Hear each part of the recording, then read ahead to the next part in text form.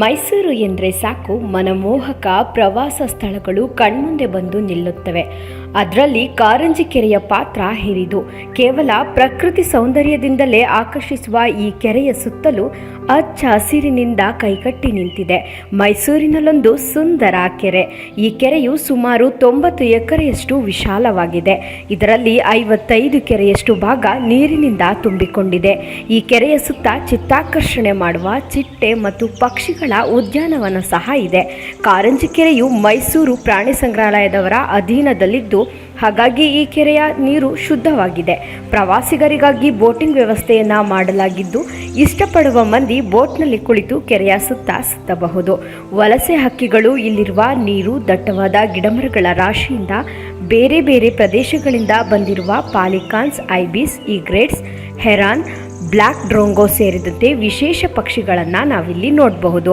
ಪಕ್ಷಿಗಳ ಉದ್ಯಾನವನ ಭಾರತದಲ್ಲಿರುವಂತಹ ಅತಿ ದೊಡ್ಡ ಪಕ್ಷಿಗಳ ಉದ್ಯಾನವನ ಎನ್ನುವ ಹೆಗ್ಗಳಿಕೆಗೆ ಪಾತ್ರವಾಗಿದೆ. ಈ ಪಕ್ಷಿಧಾಮದ ನಿರ್ಮಾಣಕ್ಕೆ 3.8 ಮಿಲಿಯನ್ ವ್ಯಯಿಸಲಾಗಿದೆ. ಪಕ್ಷಿಗಳ ಇರುವಿಕೆಗೆ ಬೇಕಾದಂತಹ ಪರಿಸರವನ್ನು ಇಲ್ಲಿ ಒದಗಿಸಲಾಗಿದೆ. ಇಲ್ಲಿ ನವಿಲು, ಟರ್ಕಿ ಸೇರಿದಂತೆ ಹಲವು ಬಗೆಯ ಪಕ್ಷಿಗಳನ್ನು ನಾವಿಲ್ಲಿ ಕಾಣಬಹುದು. ಚಿಟ್ಟೆ ಉದ್ಯಾನವನ ಕಾರಂಜಿ ಕೆರೆಯ ಇನ್ನೊಂದು ಆಕರ್ಷಣೀಯ. ಚಿಟ್ಟೆ ಪಾರ್ಕ್ ಪ್ರವಾಸಿಗರಿಗೊಂದು ಸಮಾಧಾನ ಅನುಭವವನ್ನು ನೀಡುತ್ತೆ. ಚಿಟ್ಟೆಗಳಿಗೆ ಬೇಕಾದಂತಹ ಪರಿಸರವನ್ನು ಒದಗಿಸಲು ವಿವಿಧ ಬಗೆಯ ಹೂಗಿಡಗಳನ್ನು ನೀಡಲಾಗಿದೆ. ಇಲ್ಲಿ ಬೆಳಗ್ಗೆ 8:30ರಿಂದ ಸಂಜೆ 5:30ರವರೆಗೆ ಮಾತ್ರ ಪ್ರವೇಶಕ್ಕೆ ಅವಕಾಶ ಇರುತ್ತೆ. ಬೆಂಗಳೂರಿನಿಂದ ಮೈಸೂರಿಗೆ ಬಂದರೆ ಮೈಸೂರಿನ ಅನೇಕ ಸಿಟಿ ಬಸ್ಗಳ ವ್ಯವಸ್ಥೆ ಸಹ ಇದೆ. ಹತ್ತಿರದ ಮೈಸೂರು ಪ್ರಾಣಿ ಸಂಗ್ರಹಾಲಯವನ್ನು ನಾವಿಲ್ಲಿ ನೋಡಬಹುದು.